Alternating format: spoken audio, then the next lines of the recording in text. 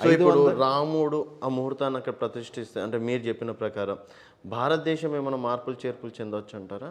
భారతదేశంలో ఆల్రెడీ మార్పులు ప్రారంభమైనాయి. భారతదేశమే కాదు, యావత్ ప్రపంచంలోనే మార్పులు ప్రారంభమైనాయి. మీకు తెలీదు. మీరు ఒకసారి ఆలోచించండి. ఇవాళ ఏ ప్రపంచంలో ఎక్కడ ఏది జరగాలన్నా సరే భారతదేశంతో చర్చిస్తున్నారు. భారతదేశంతో చర్చించకుండా ముందుకెళ్ళట్లేదు. అటువంటి స్థితి మన దేశానికి వచ్చింది. రాముడు అక్కడ ప్రతిష్ఠిస్తున్నాడు కాబట్టే మన ఐపీసీ మారిపోయింది, మన చట్టాలు మారిపోయినాయి. రాముడు వచ్చేటప్పుడు ఇవన్నీ రెడీ చేసుకున్నాడు, మీకు తెలియదు. రాముడు వచ్చేటప్పుడే మహిళా రిజర్వేషన్ వచ్చేసింది. రాముడు అవన్నీ సరి చేసుకుంటున్నాడు. నేను వస్తున్నానంటే మన రాజ్యం ఏ విధంగా ఉండాలి అనేటువంటి ఒక దృక్పథం ఏర్పడిపోతున్నది. ఓకే, అసలు శ్రీరాముడు అయోధ్యలోనే జన్మించాడు, అయోధ్యలోనే ఉన్నాడన్న దానికి సాక్ష్యాలు ఏమైనా ఉన్నాయంటారా? అదేగా రామజన్మభూమి. వేదంలో ఈ ప్రశ్న సుప్రీంకోర్టులో అడిగారు. సుప్రీంకోర్టులో ఎవరైతే బాబ్రీ మసీద్ యాక్షన్ కమిటీ నుంచి, కాంగ్రెస్ నుంచి 24 మంది లాయర్లు వెళ్ళి కాంగ్రెస్ పార్టీ నుంచి రాముడు లేడు అని చెప్పి ఒక అఫిడవిట్ ఇచ్చారు. అఫిడవిట్ ఇస్తే జడ్జిలు అడిగితే ఆనాడు రామానంద మఠం నుంచి వేదంలోనే ఉంది రాముడు ఫలానా చోట ఫలానా ప్రాంతంలో అక్కడ పుట్టాడని చెప్పి వేదమే చెప్పింది. పీఠాధిపతులు జడ్జిలు ఆశ్చర్యపోయారు. ఇంత కరెక్ట్గా ఉంటే రాముడు లేరంటారండి అని చెప్పి ఎదురు తిరిగారు. ఎక్కడ ప్రతి విషయంలోనూ సుప్రీంకోర్టుని సమాధానపరిచారు. మీరు మామూలు ప్రశ్నలు అడగలేదు జడ్జిలు. ఎక్కడ ప్రతి దాన్ని అంగుళం కెలికారు. చివరికి ఇవ్వక తప్పలేదు వాళ్ళకి. ఓకే, హిందూ సమాజం గెలిచింది. హిందూ సమాజం 500 సంవత్సరాల పాటు పోరాడింది. 4.5 లక్షల మంది అక్కడ ప్రాణ త్యాగం చేశారు. అనేకమైన కొన్ని లక్షల మంది జీవితాలు సమర్పణ అయిపోయినాయి. ఇది సామాన్యమైన విషయం కాదు. ఒక రాముడికి మందిరం కట్టడానికి కొన్ని కోట్ల మంది కుటుంబాలు, 20 కోట్ల మంది కుటుంబాలు ఈ భారతదేశంలో 45 రోజుల్లోనే ఆయనకి వచ్చిన ప్రతి రూపాయి కూడా వైట్, బ్లాక్ మనీ రాలా, ధర్మమైన ధనం వచ్చింది అక్కడికి. ప్రతి కౌంటు కరెక్ట్గా మెయింటైన్ చేశారు. 45 రోజుల్లో ఇంత టార్గెట్ వాళ్ళు కోరుకుంది 1800 కోట్లే మందిర ఖర్చు. కానీ ఎంత వచ్చింది?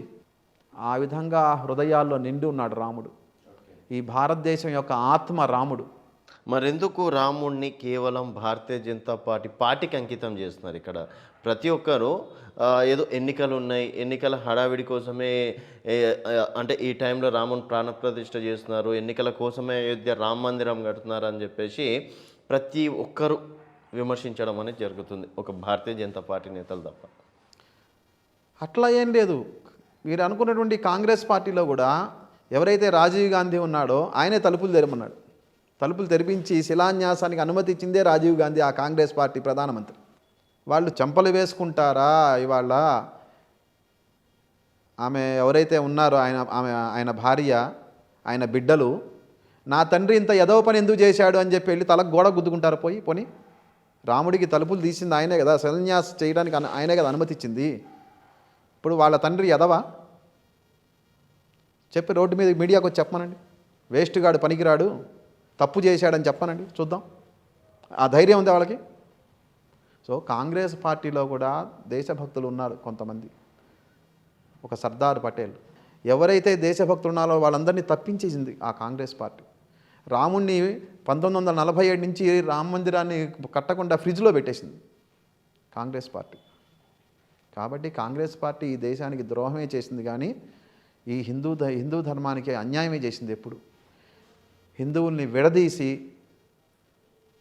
విభజించు పాలించు అనేటువంటి బ్రిటిష్ వాళ్ళ సూత్రాన్నే వాళ్ళు నెత్తిన పెట్టుకున్నారు. ఓకే, సో మొత్తానికి ఆ రోజు ప్రతిష్టాపించడం కావచ్చు, ఆ మహత్యం గురించి ఏమైనా చెప్తారు? భారతీయులందరూ ఒక పండగ. అది భారతీయులే కాదు, మొత్తం విశ్వం పండగ. రాముడు ఈ ప్రపంచం మొత్తాన్ని పరిపాలించాడు. ఆనాడు రాముడు పరిపాలిస్తున్నప్పుడు ప్రజలందరికీ ఎక్కడా ప్రతి జంతువుకి, జీవరాశి వాళ్ళ ధర్మం ప్రకారం అన్నీ అందినాయి, ఎవరి ఇబ్బంది లేదు.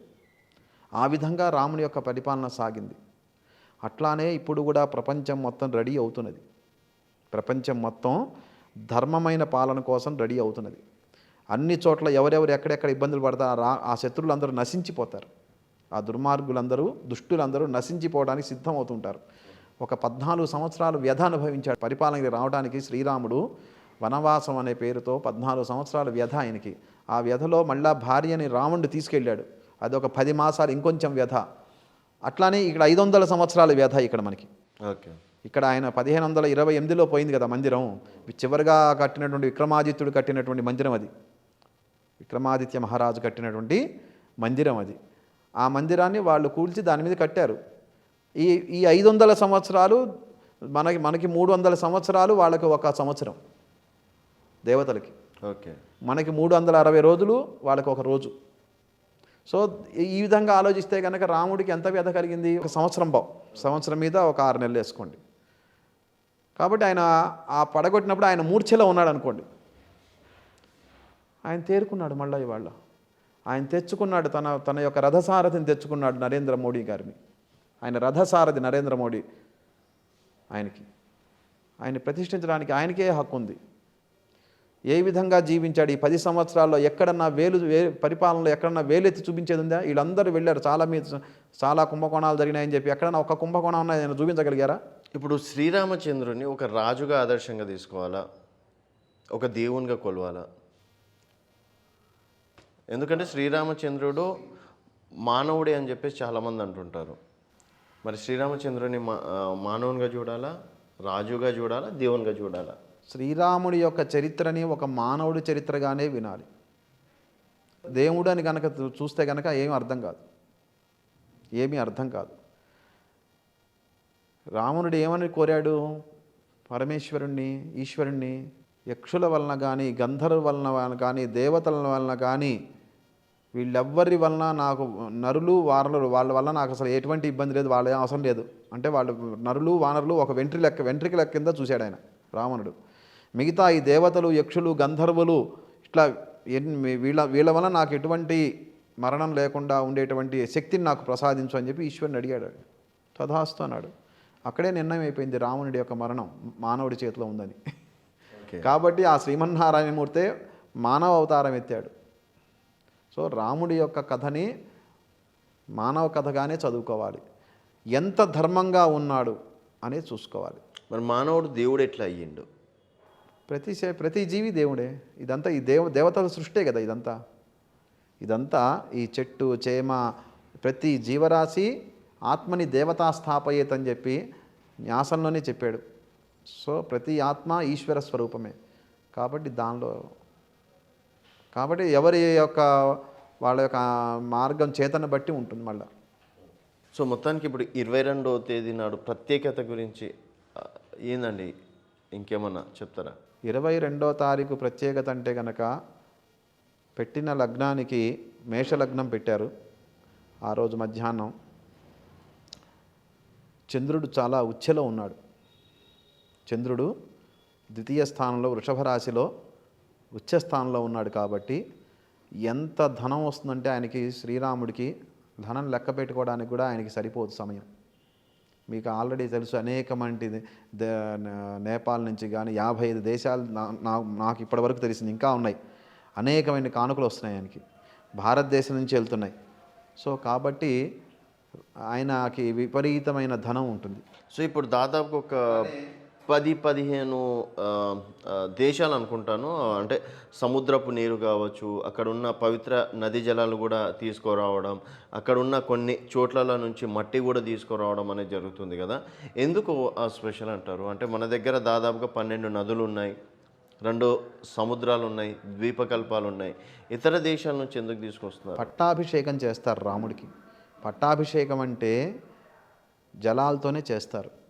ప్రపంచంలో ఉన్నటువంటి ఎన్నైతే జీవనదులు ఉన్నాయో ఆ జీవనదుల నుంచి నీరు, అట్లానే 7 సముద్రాల యొక్క నీరు, అట్లానే ప్రతి ద్వీపం ఉంటుంది, ఆ ద్వీపం నుంచి మట్టిని తీసుకొని వస్తారు. ఆ విధంగా పట్టాభిషేకం జరుగుతుంది. ఆ విధంగా మన దేశంలో చివరిసారిగా పట్టాభిషేకం జరిగింది ఛత్రపతి శివాజీ మహారాజు గారికి జరిగింది. ఆ విధంగా ఆ తర్వాత కొంతమంది జరిగింది కానీ అది చరిత్రలోకి రానిలేదు. జరిగింది బాగానే, అట్లా ఏం లేదు.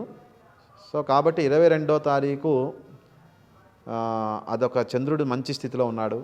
అట్లానే లగ్నాధిపతి